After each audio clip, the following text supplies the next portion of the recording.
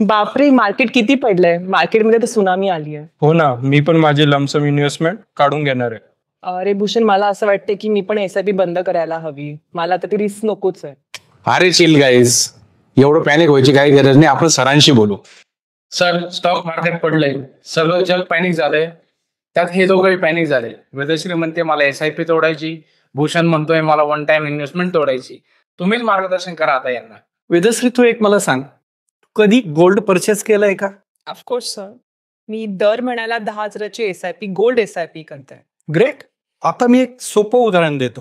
उदाहरण तर काल्पनिक आहे, पण ते रिलेट होईल. मला एक सांग, दर महिन्याला एका विशिष्ट तारखेला तुझं गोल्ड परचेस होत आहे. गोल्ड मार्केट पण अप अँड डाऊन होत असतं.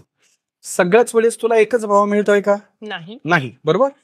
एकदा समज तुला 81,000 रुपये तोळा, म्हणजे 10 ग्रॅमचा एक तोळा, 81,000 रुपये तोळा भाव मिळाला.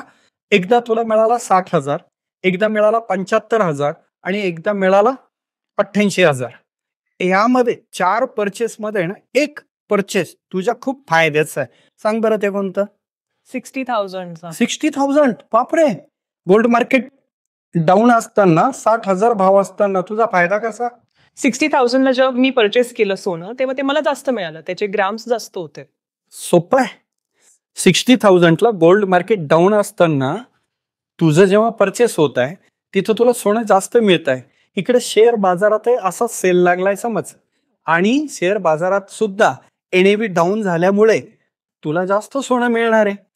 मग आता तू विचार कर, सोन्यामध्ये जे समजतं ते शेअर बाजारात समजलं तर तू तुझ्या जीवनामध्ये संपत्ती निर्माण करशील. भूषण, तुझ्यासाठी हे होतं. बरोबर. शेअर मार्केट पडलंय, पॅनिक होऊ नका.